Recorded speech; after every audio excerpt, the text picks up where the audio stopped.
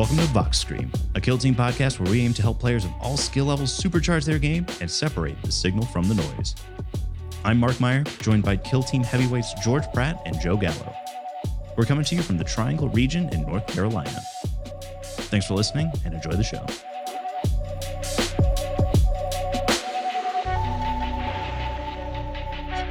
Hey gang, welcome back. Another exciting episode of Vox Scream this week. We've got Joseph Gallo, Esquire, and then George Praticus. What's up, guys? Nothing. What's up? Your mom? We're getting into the real questions on Vox Scream, and I've been wondering this ever since the last time I pulled up Warcom. When you guys go to Costco, are you like a hot dog combo guy? Are you a chicken bake guy, or just pizza? Anything that is not Sam's Club, I will buy because, I'd rather support the Costco guy because he doesn't want to jack up the prices on the hot dogs. And also, I hope Sam Walton is burning in hell. I do not eat hot dogs if possible. But the first time I ever had a mushroom was on Costco pizza. And that's when I learned that I like mushrooms. So the pizza has a special place in my heart. Wait, how recent was that? It was 7 or 8 years ago. It took you that long to eat a mushroom? Yeah, I don't know. Maybe a decade ago. Listen, I thought I didn't like mushrooms so long as... Listen, here's some personal real life lore. Aren't you as Italian George. as I am? I am very Italian. However, I was the pickiest motherfucker in the entire world. That makes You do not tracks. Understand. No, that makes complete sense now, actually. I used to not like mushrooms. It was a texture thing, but we're cool now. Me and mushrooms. No, you don't understand. I just said I didn't like mushrooms. I never fucking tried them. You were one of those brats. Yeah, I was one of those guys. It took some real character growth and a trip to Japan where, in theory, I didn't like any of the food and was like, well, I'm either gonna have to start trying stuff or starve to death. Turns out food's pretty good. Like all of it. Yeah, 10 out of 10 would recommend food. Shout out food, big sponsor of this podcast. Yeah, shout out food as a concept. Yeah, I only conceptually like food, but I also conceptually like Kill Team. I think we all do, and I think that everybody who likes Kill Team conceptually is excited about the upcoming Las Vegas Open this weekend. And George, you are the only one, I believe, out of the Vox Scream crew who is going to be there. I think we've got one or two others locally who are going to be joining as Mitch is going with you and Day, correct? Yeah, Mitch will be going as a competitor and Day will be joining me. She's just doing hobby stuff. Well, that'll be fun. Are you excited? I am very excited for a number of reasons. I heard that LVO is so sick. I heard it's like a lot of fun. I heard that they've got it's going to be the biggest Kill Team tournament ever, right? Yeah, it retains its title as the largest Kill Team event in the world. Which is impressive given it how much this hobby has grown and stuff like that. And I know it's not necessarily is it GW it's GW sanctioned but not GW run, right? Correct. It is a frontline gaming event, and it is run by Dakota of Squad Games, Squad Games Pod, and he works with Frontline Gaming to put on the Kill Team. I don't know if he also runs any of the other events like 40K or something, but I do know that he with Frontline Gaming puts on the Kill Team event for Las Vegas Open. Well, first of all, congrats to Dakota and his crew. I mean, sold out event, and I know they've been putting in a ton of work. Definitely want to make sure that they get their roses. I hope to get some pics from you too, buddy, because I think they've been really cranking out a ton of terrain and painting all of it. So I'm excited because I know that a lot of our smaller tournaments were using the locals stuff. And so, varying degrees of quality, especially when I'm bringing my half-assed painted terrain and shit to the function. But listen, my terrain's still fucking very plastic, okay? And I'm the TO. I'm the guy running stuff. Well, I think it's going to be fun on a bun. In terms of preparing yourself competitively, what's your mindset right now, and what have you been doing to prepare?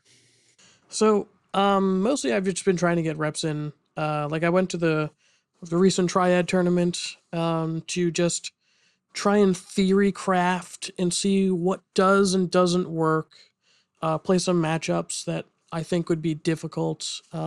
As I'm taking Angels of Death to LVO, a team that most consider to be B tier. I think it is much better than B tier. I think it's A tier. But I run Angels of Death very, very differently than the discourse online would have you think Angels should run.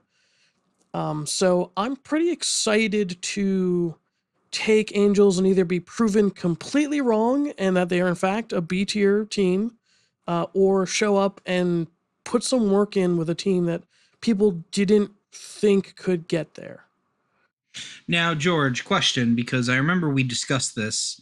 I remember you were saying if we don't get a data slate for this event, that you would potentially take Legionnaires. Clearly, you've decided not to do that because I don't think we're getting a data slate before then. No, we're not. Definitely not. What influenced your decision to just straight up just go with it? Is it just like what you said? Just you want to prove your theory right? A little bit of that, and because I'm just having a lot of fun with Angels of Death. Like it's just a fun team, and I know I'd have less fun with Legionary overall.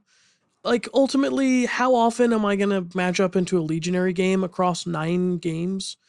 I mean, maybe once or twice, probably. If I get it like 4 times, yeah, I'll be miserable. But like, I don't think I'm gonna be playing Legionary that many times, because if I get paired up into a good Legionary player, I'm just gonna get a loss. So then I'm less likely to see those crazy teams, right? So it'll be more fun for me to play a more fun team. Yeah, I think that's fair. Let me kind of because to get into the theory crafting realm a little bit. We discussed like some of your like strategies, and I don't want to necessarily like reveal what your strat is.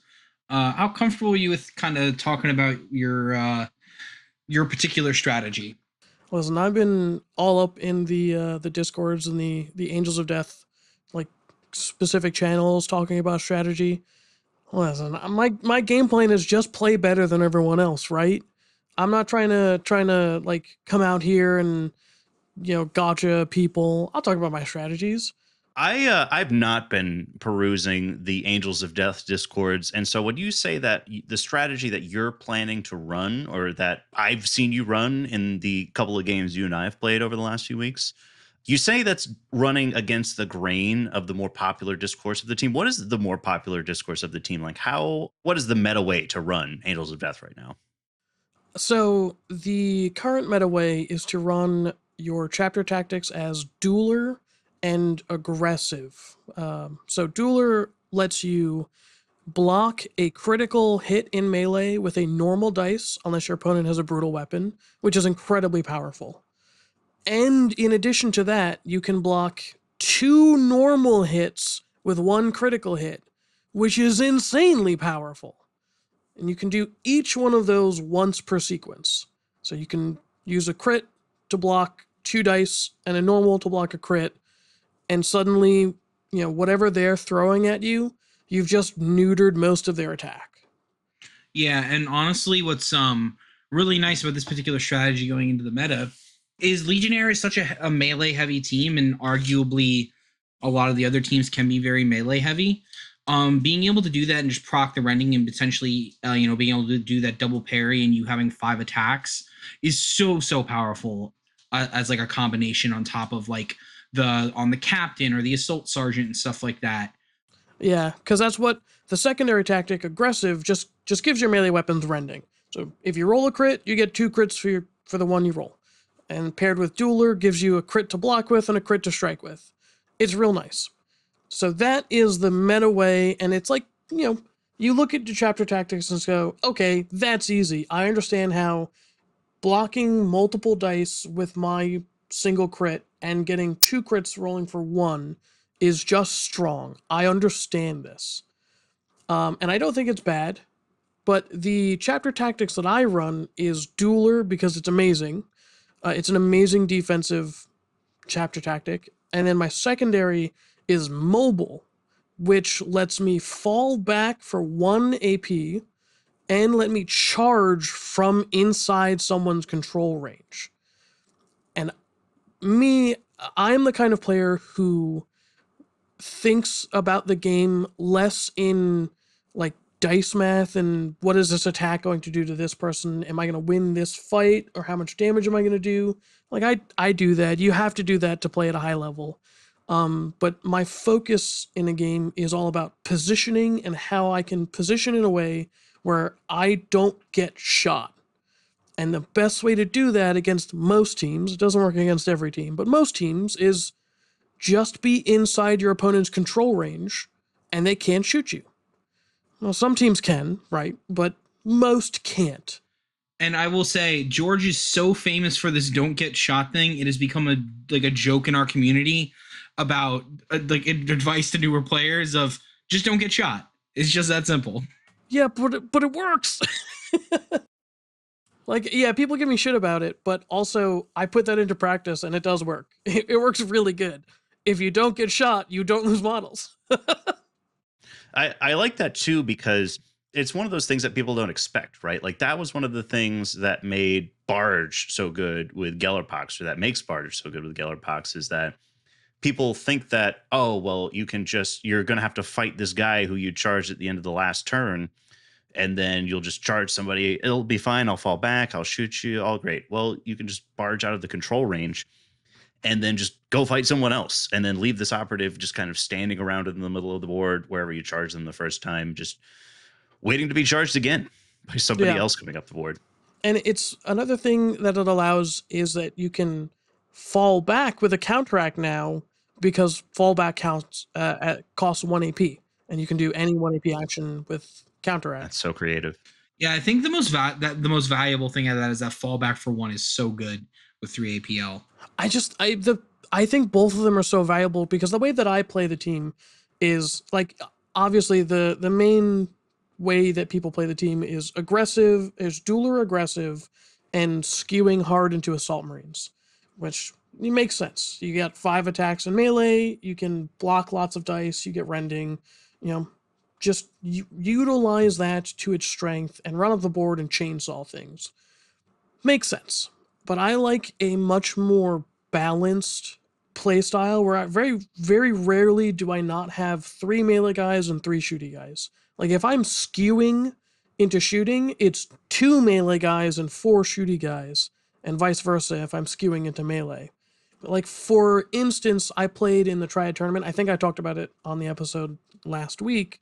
I played Aquilons in round 1 and on Into the Dark. And, like, I can't move up the board against Aquilons, but my opponent got aggressive and dropped dudes up, and so I charged, fought, damaged them but didn't kill them, and so I had 4 Space Marines inside control range of models by the end of turn 2, and then on counteracts I cleaned up 4 dudes.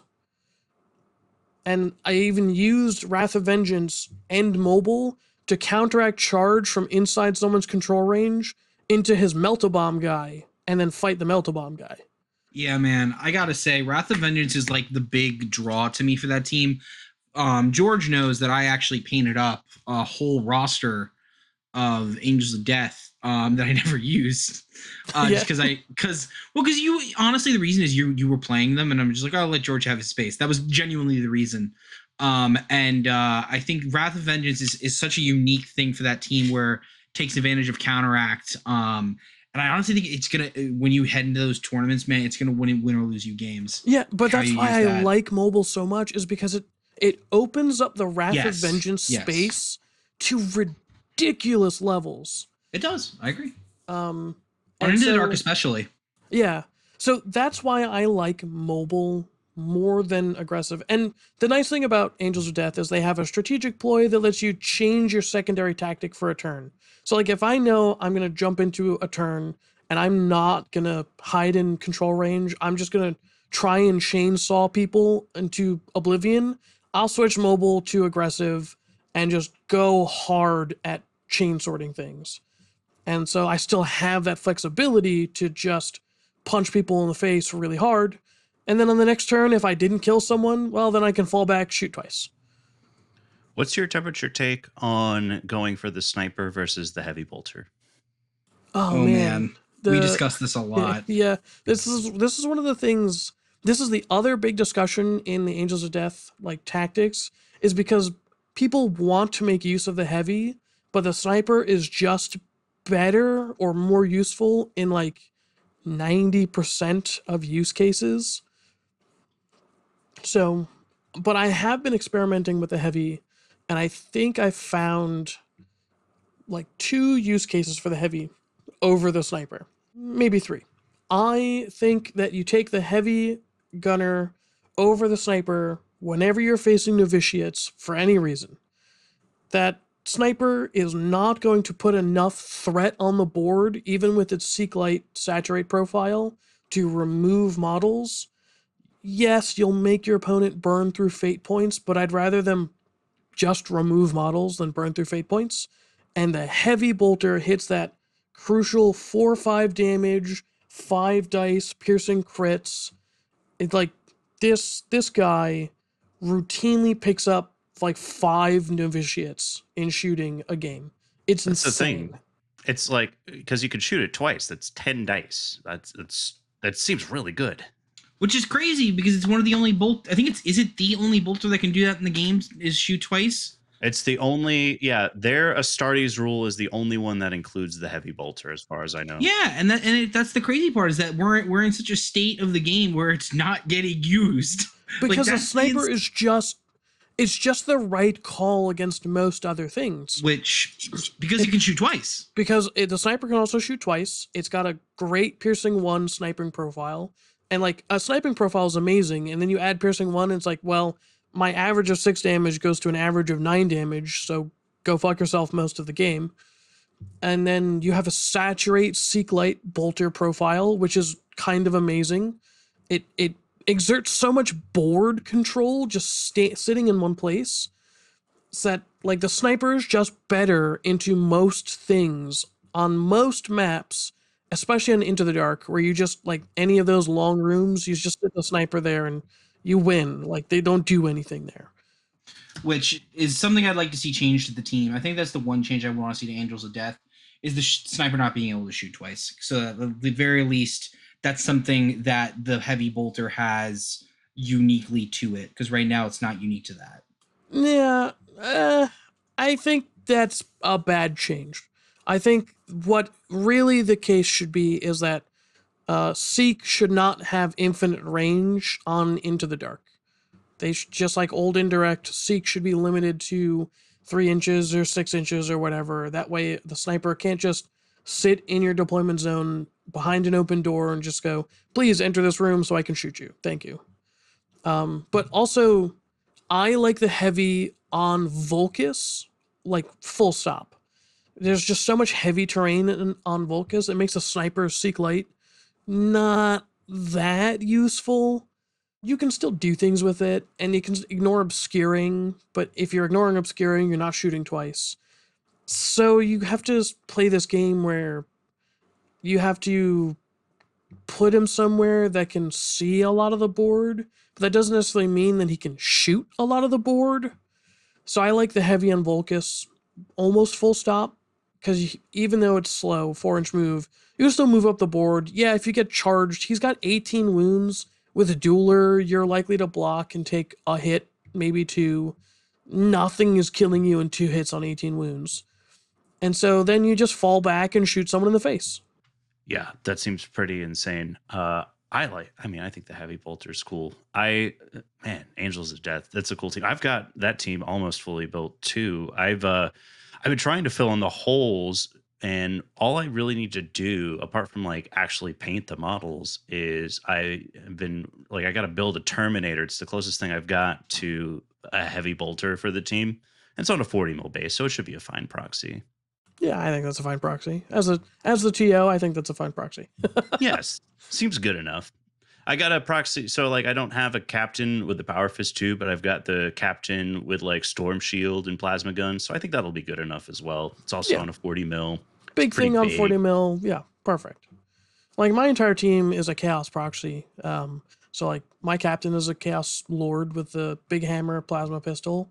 My heavy gunner is an old metal obliterator from like 3rd or 4th edition that I've just had lying around. I've been keeping with me for like a fucking 15 years.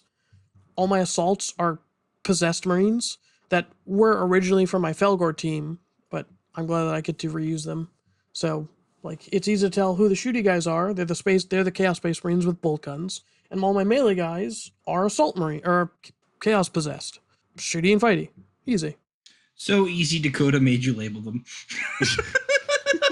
But he approved them. He sure did. Shout out to Dakota for letting our boy be our boy. I don't think any tournament organizer would not approve that team, because it's so like ridiculously easy to proxy because there's essentially 2 chassis. You got shooty dudes and you got fighty dudes. Which one did you pick? It's like I said, I think that it's probably of your like, wild proxies. I think it's your best and easiest to identify the models. So, well, this conversation has got me really excited to play Angels of Death at some point. It's definitely a team that seems like it's on the rise, especially if some of the top dogs could be on the way down. We don't know. We've got our fingers crossed. Oh Yeah. yeah, I 100%, 100% Angel's Death will hit the top of the stack if the big teams get hit. Yeah, and the coolest thing about Angels of Death is just so many different ways to play. Like, I know if Mark French was playing Angels of Death this edition instead of last edition, he would be taking Siege Specialist and Sharpshooter, and he would just play them the way he did last edition, which is move up the board slowly and just shoot you to pieces, because he's good at finding those angles. And he'd get a lot of success with chapter tactics that most people probably wouldn't even think about. Funny enough, that's actually how I was thinking of running them, just because that combination of like basically always getting AP1 on any of the guns with the severe stuff. What's the rule with the severe? Is they have to be expended, or that you can't move? No, you just as long as you don't move more than a dash, you just get severe. Yeah, moving. No, that's basically heavy dash, and that's a little restricting. It's a little restricting, but use turn 1 to set up. It's also not too bad because if you're taking the the Stalker bolt rifle, you get lethal 5 and piercing crits if you only do a dash too. So that's just stacking on top of that as well. Does it limit you from moving after the shot? I think is it one of the ones? I don't think it doesn't explicitly say, but it's worded in the same way as the ones that do explicitly say. And I think it doesn't explicitly say only because it's on a card with only so much space. Right, yeah. So yeah. I think they left it off, but to me, it has the same wording as the stuff that does say you can then move after shooting. Well, George, I'm curious because we talked a lot about your sort of ethos and your plan with your team. What sort of like general tournament prep are you doing? I know we talked a lot about this last, fall when we were all kind of preparing for Nova. I'm interested to hear if you're using some of those same techniques this time around. What's going on? Yeah, so I started tracking ploy usage and CP spent and all this stuff. There was a really useful web app, stratsim.io, that unfortunately the developer lost a lot of his free time. He got a new job, and so it's no longer being actively updated, which is unfortunate because it was the best tool that for my use case, because it mostly just tracked ploys. Like, I wanted to know what ploys did I choose, what ploys did my opponent choose, what's our current CP at. While that was being updated and worked on, it was great. It did everything I wanted it to do. So now that isn't being updated and Kill Team Battle Kit doesn't do that, it's like I wish Battle Kit did, but it doesn't. So I have no use for Battle Kit, unfortunately. So I've just moved back to I've printed out cards for my team. I'm going to use cards to keep track of what ploys I've taken. I've got dice for score and CP, and I've got a nice dice tray that has slots for that stuff. And so I've just moved back to a manual system of tracking my own shit. And then I have a little like notepad that I'll write down what my opponent chose. It is really nice to sort of get all of that stuff out of your head and onto the page, just not having to actively remember just being able to look at the piece of paper and see what your opponent's taking, really nice. And I like that new dice tray of yours. I think it's great. I can't wait for the day that I actually remember to pick my dice up and put them in the little spot on the end for already rolled and retained dice. Oh, yeah, it is nice. But yeah, mostly it is that, and then every so often I'll be bored and be like, I feel like doing something kill team. I'll flip open the kill team app. I'll just look at a team's rules. Like I was looking at the Vespid rules, even though I don't think I'll ever see Vespids at LVO. I was looking at the Vespids rules, going, I don't know why this team is bad. Actually, on paper it's good. You can get balanced all the time with a free strategy deploy from the strain leader. You always want to be in pistol range, so you always want to be moving, which gives you piercing 1. Like 4 dice on 4s, balanced, piercing 1, devastating 2. That's 3 damage. Like on paper, this team feels strong. So why is it bad? And it's probably because their melee is at best. I think that's part of it. I think that a lot of people had made the decision that they were a bad team in the early stages of third edition, kind of before we knew some of the best practices. Like it's a team that can take, recon, right? Like they can play plant beacon. Yeah, they've got to Yeah, do a but little bit more the legwork to recon is do actually that. bad for them. I think they have recon seek. I think all the recon choices are bad for them because they don't want confirmed kill. They're too squishy to move up the board, kill something, and then survive the clapback. Oh, y'all want to hear a hot take on this point? I think a lot, honestly, I was thinking about it because I got to play scouts today is in my league game. I really think a lot of these teams are being gate kept by the tac ops. Oh I think, yeah, oh yeah. Scouts have infill and seek. yeah. Oh, No, no. They've infiltration and recon. oh, at least they have recon. Yeah, but that's the thing is like, I took plant beacons against Gellerpox, right? Which, haha, Gellerpox are also bad. But like, I don't know, just like on a 2 EPL team, because like, I guess I could have theoretically taken confirmed kill against the Hulks, but like, I don't know. It's just a lot of these teams that are not good at either killing enough or don't have the APL to do the extra mission actions. To steal something from Shane from Command Point, it feels like side quests. Like, plant beacons just feels like a side quest that like these teams are just not good at doing. And I honestly, let's say we get the balanced data slate tomorrow and, let's say all of the bad teams get the buffs they need and whatever. I don't know if it's going to change that much if the fundamental scoring stuff doesn't change because it's like, so let's say Vespids, I don't know, gets like their communion points buffed or like something along those lines. It doesn't help them be better at the mission, right? It doesn't help them be better Well, that's at their actually not attack true. I think optics. that if their communion points, and in that specific example, I think if they have more communion points, then they can play, plant beacon easier than a lot of teams because they can fly. But it doesn't stop them from being a fundamentally 2 APL team.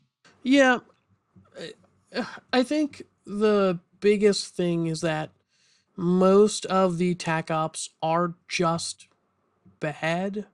Yeah, we Like I I think think I think Vespid really want to play Overrun really, really badly. Like in this particular example, and like that's their only really viable tac op. And if they can't make Overrun work, they're going to lose that match anyway, regardless of their tac op choice. And they don't have enough communion points to play the mission and the plant beacon, so that's already a non-starter for the team.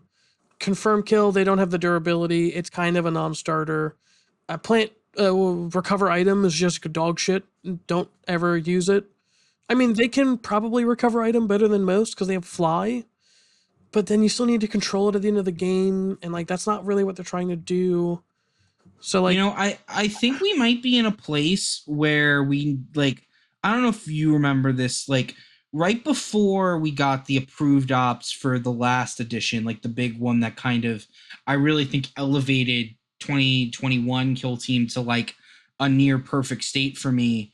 Like I feel like we just need that again, like another approved ops where they just take a look at the major decks and just take a look at them and reassess them. yeah. Maybe even more than we need I mean, we definitely need a balance update for sure, but like, yeah.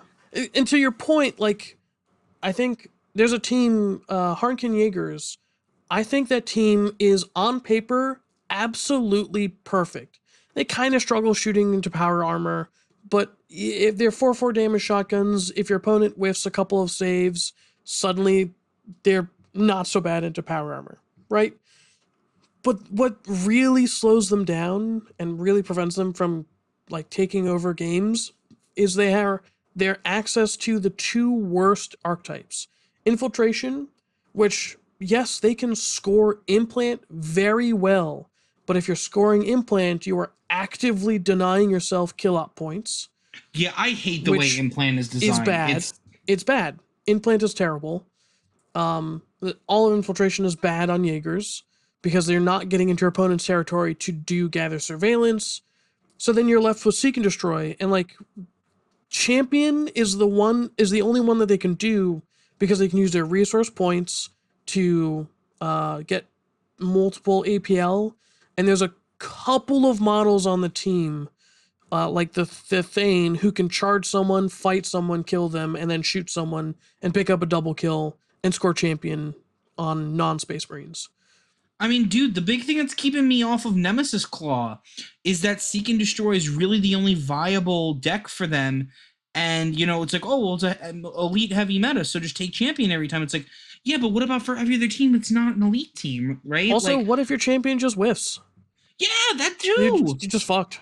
I think you guys are sleeping on Gather Surveillance. I think Gather Surveillance is really good. I think that for Nemclaw and for Jaeger specifically, it's not as good as, for example, like Brood Brothers and Ratlings, who have like dedicated Gather Surveillance operatives who can just kind of super conceal, sneak around, and then go and do that, where it's like they weren't going to be shooting and killing anything. Yes, I will say, however, what teams are consistently scoring Gather Surveillance that is not exactly let me teleport to the top of the tower and just auto get 6 points. Yeah, so I actually had this conversation before. Is Gather Surveillance a good tack up, or are there teams that can score Gather Surveillance well? Absolutely the latter. I think it's more the latter than the former, but I also think that it's, you know, where we are in the meta is that it's like we talked about last week. Everybody is expecting you to make your tack up your primary up. So you're making your game plan around maxing out your tack up.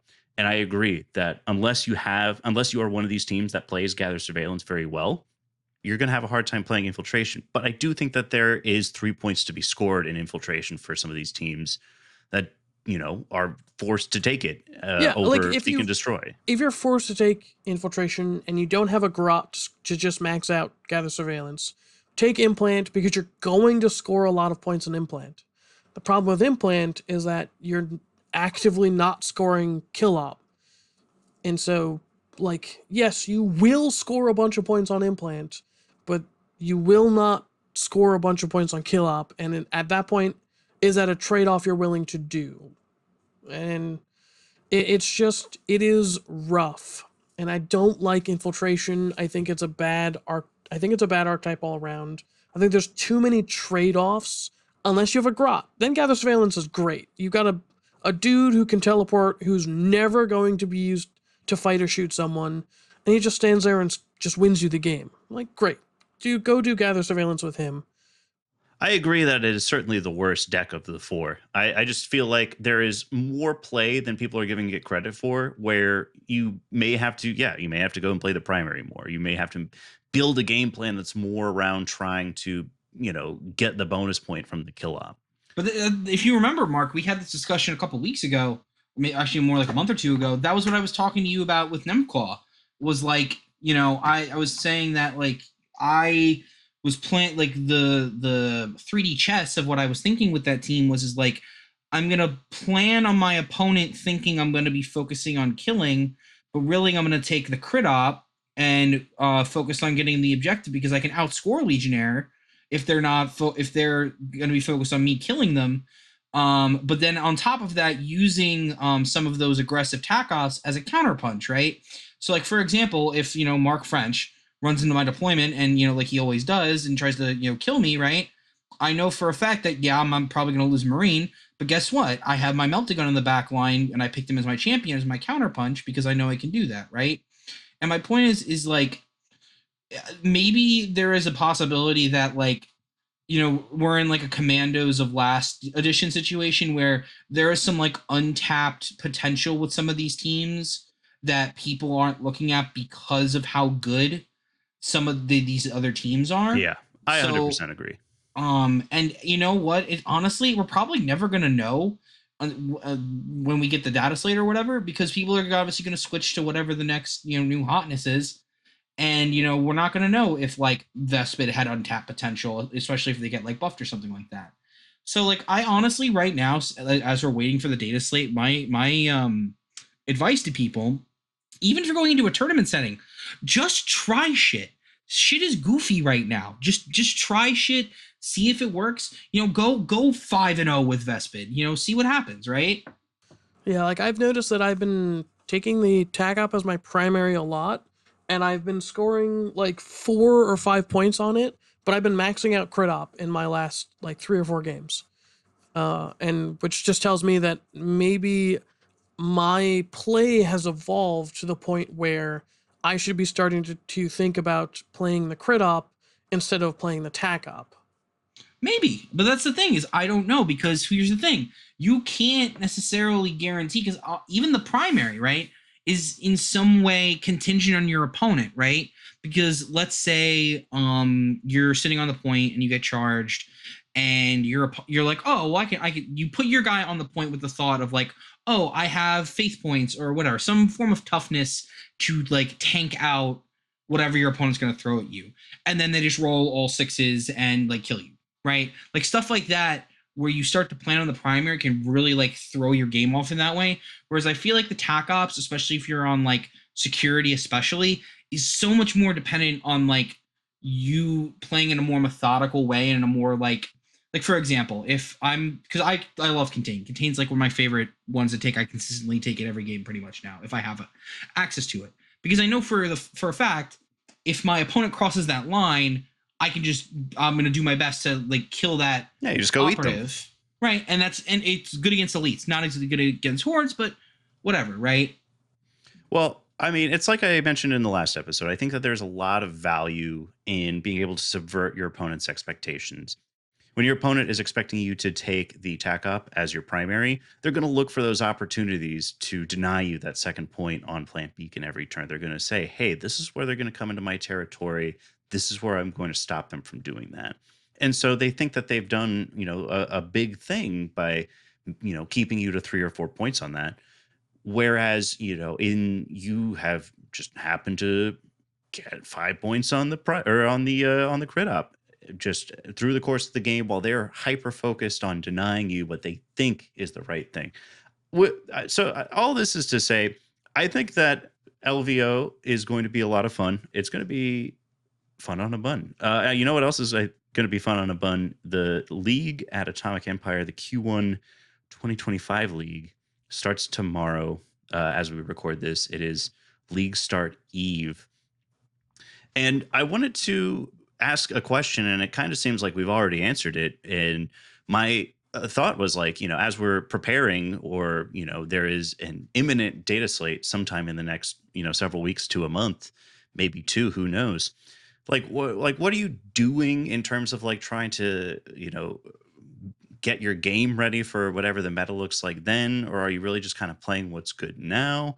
But we already talked about it. It's just, I think that trying stuff is really the way to go. But since we answered that question, I'd love to hear just like, what are your thoughts going into the league this time around? Are there any things that you're looking to like play or try out in the league at Atomic? Yeah, I think there's an actually interesting question that you posited of like what do you play and how do you come to that decision. I think most people who want to do well will play something that is strong. But I have always played stuff that is fun, and I'm happen to be close enough to a tryhard where I find things that are good to be fun and things that are bad most of the time to not be fun. Which, I liked Warp Coven last edition. They were bad, but they were still fun because they were complex. I'm drawn to that complexity, the ability to layer things together. But yeah, play something that's fun, and even if you lose, at least you'll have fun. Yeah. So I actually got my first league game in tonight, actually. against a new player, and so I was like, I actually like going into that game. I actually didn't want to take anything like super like heavy because he was playing Gellerpox, and we all know Gellerpox is in a bit of a state right now. Is how I'll leave it. R.I.P. for you, Mark Meyer. You could say that. You could say that. And you know, I was more or less teaching him the game. But I played Scouts, and I was just kind of like, wow, Scouts are like worse than I remember them being, and like noticeably so. And I kind of underestimated how much. Do they have the power knives anymore? No, they don't. They are with equipment. Now they are 4-5. And then everyone's knives go to 3-5, 3 attacks. Which 3-5, 3 attacks on everybody that isn't a guy with a knife is actually pretty solid because you have a ploy that can make them be severe. So if a guy's just sitting on 5 wounds and you're uncharging with like literally anybody on the team, you can just surprise them out of nowhere and just shank them. So that's fun. But like losing that body just sucks so bad. And they also kind of took a lot of the punch out of them without like not letting the heavy bolter be able to shoot twice. And like they still have the thing of like pretty much every gun you want to shoot that's not a shotgun has the heavy dash issue. This is to say like I don't really know what I'm gonna do, and I guess this is the part where I go, well, I'm preparing for a certain tournament in February that's coming up soon that I'm gonna let George talk about real quick. Yes. I am happy to announce that the Cherokee Open, I will be running the Kill Team tournament. It is a 3-day event. The first day will be a 3 or 4 round narrative event. So you buy your ticket, you get access to all 3 days of Kill Team. Friday will be a narrative event, and it's going to be super cool. Day is actually running that. She's got a narrative. We fleshed out some, I think, super interesting mechanics that aren't just boring, like this section of the board just takes a bunch of damage for some reason stuff. And then Saturday, Sunday, we'll be doing a 60-person tournament. And since I am working with Frontline Gaming, I believe I have been told that they believe it is a golden ticket event, that they've already taken care of that paperwork. So as far as I know right now, it is a golden ticket event. So here we have a 2-day, in North Carolina, we've got a 2-day golden ticket Kill Team event in February at which is a big deal because I believe it would be the second major of the year, right? Sounds about right. Because LVO is obviously the first one, and then this would be the second one. And bear in mind, last time we did the Triangle Open, we got 40 people, and now this is going to be accessible to all of you guys that listen to the podcast that are on the East Coast.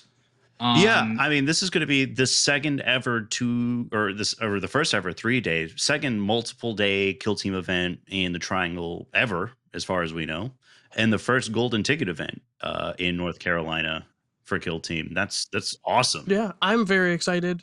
I'm happy to be putting it on. I'm happy that it's going to be quite the thing. I'm happy to be working with Frontline Gaming. They've been super helpful and a pleasure to work with.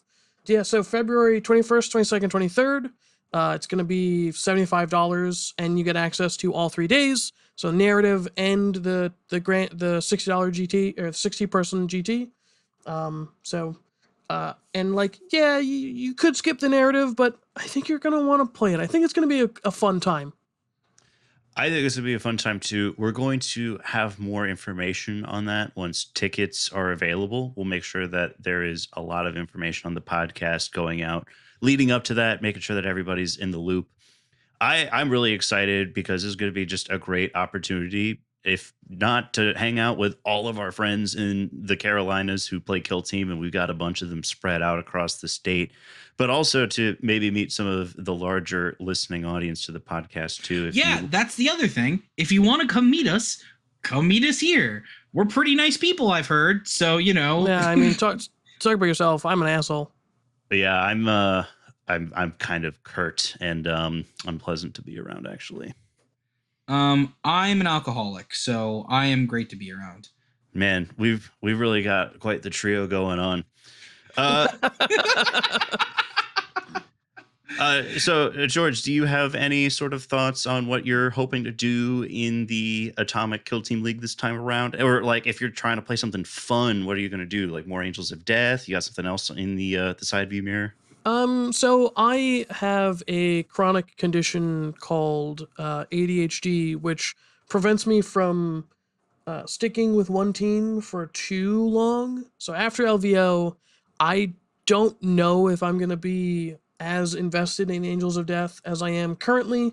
So I've got Rekkas I still need to build. I'm honestly thinking about the Vespids I have to paint, and by Vespids I mean my Night Haunts. No, you're not doing that. Please, God in heaven, do not do that. People will murder you. I don't think you've seen the team, and I think you were We assuming had in a we way, had a whole discussion in the community the minute you brought that up. yeah, of a non-painted team. He's got bits. I'm going to withhold judgment. I'm going to withhold judgment until I see Yeah, it. I think a little bit of benefit of the doubt would be helpful. If it's whack, I'll let you know. But until I know for sure, I will withhold judgment. I will tentatively hold my judgment until I see them painted. But just know, we literally, what George is not telling you is the minute George brought this up in our community, everyone's like, no, that's a terrible idea. Please don't do that. No. It's only because nobody saw the team painted. They only looked at some photos of white prime models, which do have completely distinct weapons for each specialist, I might add, and distinct silhouettes for each specialist. Do you just not like the aesthetic? No, I don't. They're bugs, dude. I don't give a shit about bugs. See, I'm really excited to paint. Like, I've got so many painting projects kind of queued up right now. I've been doing a lot of hobbying lately. I'm really excited to paint Vespids. I want to do kind of like an iridescent paint scheme, kind of like mostly green, but like kind of like some shimmery purple and orange yellow effects in there, like beetles. You know what I mean? I think that would be really cool. I think it'll look really good. The only bugs I want to paint are Tyranids, and they don't exist. Well, hopefully that's the thing, and that also makes me sad. We're not getting any kill team announcements at LVO, which makes me sad. I've mentioned this in our local Discord. I think if the last few years are any model to look after, we'll be looking at a preview sometime in March, probably at Adepticon, and then they'll release a new team in sometime in April or May. Yeah, I think that's true. Good. And I don't think we've not heard in the rumor mill. Is Exodites the one that we've heard in the rumor mill that's up next? I don't pay attention to rumors. I don't think that we've gotten enough rumors about third edition to know for sure. Nothing quite on the same level as like season 3 of the previous edition, and like where that was kind of all just out in the open before. You know, I think things that have been like teased before, like Catchacans or the Jungle Dudes, we haven't. Well, and then that was the whole jungle kill team meme because we thought third edition was going to be jungle or fighting. Well, there were jungle rules. That wasn't totally untrue. There was jungle rules that were put out in White Dwarf. That is true. Which also, I think there's actually a new White Dwarf solo thing they released. Yeah, they added a co-op mission in the newest White Dwarf. Nice. Yeah, so that's neat. I like that. Have you guys played co-op yet? No, not yet. Yeah, I've done co-op. I used it as like a learning tool, and I think it's pretty good for that. I haven't tried it like solo or like co-op with a competitive player, but I'm definitely willing to give it a try. Yeah, I definitely should. Oh, which by the way, I didn't actually get to say what I was going to do for this kill team league because I got distracted. But honestly, maybe the Rekkas, because like I said, a part of this is going to be prep for Cherokee. Because I would like to, if this is going to be a golden ticket, I think this is a golden opportunity to win my ticket. I know, boo, whatever. I just, Rekkas, I have reps on, and I'm not gonna necessarily have as many games as I would like to prep on that. I mean, I was thinking about like maybe scouts just to like see if I could squeeze any blood out of that rock, but I don't think I'm gonna be able to. Yeah, I think if you're trying to go for a golden ticket win, I don't think you should take scouts. No, I know. Which, well, here's the thing: if we get a data slate and they add a body, that might be enough. I don't know. That might be enough. I think that's really the only thing they need is just another body. Just I another don't. 4-4 shotgun in his on two is just quite scary. Yeah, I know, but it's like, when I was playing it today, right? Like I said, it's just like the tac ops felt bad because the only like viable tac op outside of confirmed kill felt like plant beacons.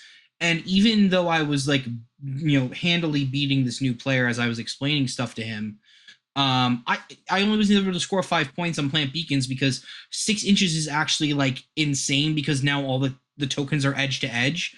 So like the amount on like 3 inch deploys and not like long deploys, it's like almost nearly impossible to get 6 tokens 6 inches from each other, like to max that out. You Like, 'cause have to use vantage terrain to make that work.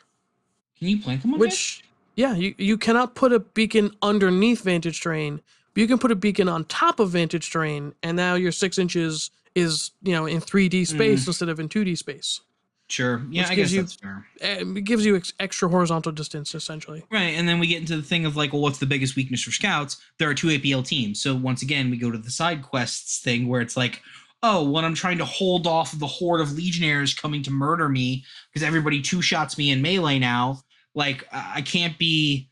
I mean, obviously you take confirmed kill in that instance, but I'm talking more like even like against like ratlings, right? Like it's going to be hard to get like semi in the open, right, Yeah, and plant those beacons. ratlings play contain. I think scouts really just want to play confirm kill. Like I think that's just what they want to do because they're just thick enough where they can walk up the board, shoot someone to pieces, and then stand there afterward and maybe survive. I don't know. Like I said, I don't know. And you can have 2, 3 APL operatives because your leader counts as one. Your leader can give out an APL, so you can go up, kill somebody, throw a smoke grenade. I mean, who knows? At this point, I have Angels of Death sitting on my shelf. I have Nemesis Claw sitting as I'm looking over at my shelf right now. I would I be have, interested in seeing you play Angels of Death, because I know you're gonna play them very differently from me. ooh, you might have just convinced me on that one because I do actually think we have like very different philosophies, and I would be. You know what? Yeah, I think we'll do that. It would be an interesting thought exercise, if nothing else. Also, I'm so happy with my Dark Angels with the hoods and all that. You've seen them. They I'm look so fantastic. Yeah, I do. nice. I'm so happy with them, and they also released the cosmetics for the Dark Angels on Space Marine 2, so I had to do my little cosplays. So it's great. Speaking of which, come to Cherokee. I may or may not be cosplaying. Whoa. Ooh. I am preparing because this is going to be a real narrative event instead of we're just giving buffs to the 40k people. Cool. Yeah, this is a completely self-contained kill team narrative event that has nothing to do with the 40k narrative. Yeah, which I mean, shout out to everyone that puts those events together. But I found every narrative event I've played in so far has just been we're giving buffs to these people, and there's like not like a narrative. It doesn't feel like there's a narrative being told. Like they'll give like little blurbs for like, oh, we're doing this on Volcus. I don't necessarily think that's true. I think that they are telling a story, but they're telling too big of a story, and that's just not what Kill Team is. Kill Team is small scale battles, and the story is what is unfolding in that battle. Sure, it's important what is happening in the larger sense, but what is happening in the kill zone, that's the story that I'm interested in, right? And it sounds like that's kind of what Day has been building. Exactly. The narrative in a 40k is how do these armies affect the wider like planetary system? A narrative in Kill Team is all about how do your operatives are affected by the things that they are doing. And I think that's something that we've captured in a way that like mechanically even and I'm really excited for the what me and Day put together. You guys just don't miss it. It's going to be fun. Hell yeah. Cherokee Open. It's going to be dope. Before we get out of here, I'm just going to throw out what I've been thinking about for the league. I just finished painting my Felgor. They've been sitting on my hobby shelf for like a year and a half. Dude, I'm so excited. I've kept Felgor with in my fucking case with all my models for the league, and I've just never played them. They look so fun now. I think that it's going to be a lot of fun, and I think that they're going to play. I'll be able to play them in a very similar way to the way I was playing Gellerpox last league. So I think it's going to be a very comfortable kind of play style for me to fit into. And I just think, yeah, I think it's going to be fun. I think that they'll probably get tapped down a little bit in the data slate, but I don't think that they're going to get gutted. So I think it's a team that's been good after every nerf since they've come out. So it's a team that I can feel comfortable picking up and say, what's the worst they could do to it? Yeah, Well, I don't and want to know what's the worst they can do to it, but I'm going to knock on wood over here. But I would play them. I'm still going to play like some Rattlings, I think, on the side, but I don't think I want that to be like a main project for me. I think they're cool, but I don't really want to put in the work to really like make them work for me. I think it's just a little too much work for the amount of time I have to play Kill Team right now. yeah. I do think in terms of like something fun that I want to try this league, I think I'm going to try. I'm going to finally play an elf team. I'm going to dust my mandrakes off. Is this character growth or character assassination? We don't know. I don't know either, man. Fast models go burr, Yeah, they do. What's faster than a fast model? A model that just teleports around the board. Also, great at gather surveillance. Great at gather surveillance. I mean, have you ever seen a purple elf? Yes, all of mine are purple. Yeah, a lot of mandrakes. I'm sorry. Have you seen a purple skinned elf? Yes, most mandrakes. Dude, my elves literally look like that character from WoW. I don't know what it's The night called. elf. It's like a purple dude with like green glowing tattoos. I don't know, but I painted my mandrakes like that. Oh yeah, the guy Liam O'Brien voices in WoW. What the hell's his name? Something with an I. Listen, I only played WoW for about a week, and it was the best Pokemon MMO I've ever played. That's actually a really good way to summarize it. I played Classic on a private server back in the day, and it was pretty cool. But I mean, it's besides the point. Mandrakes, I think, is something I'm going to try at some point, but I think it's just try it and see what happens.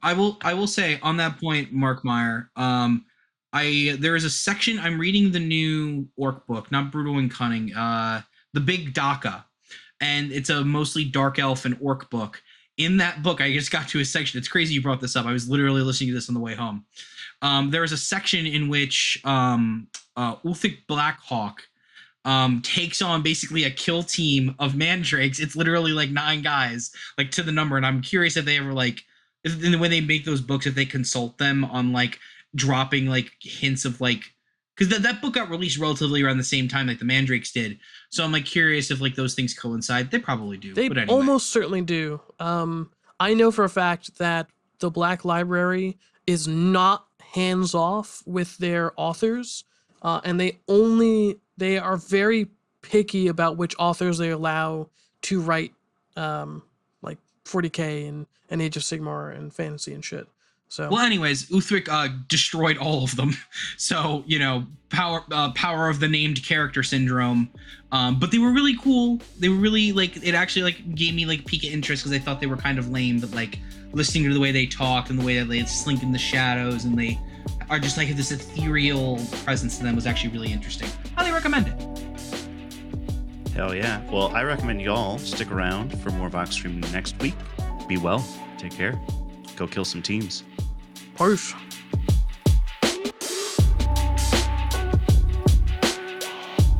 We hope you enjoyed this episode of Vox Screen. You can find us on Apple Podcasts, Spotify, Amazon, YouTube, or anywhere else you get your podcasts. Please follow, subscribe, and leave us a review. Any of those things are going to help us grow. Thanks for listening, and we'll be back soon with another episode.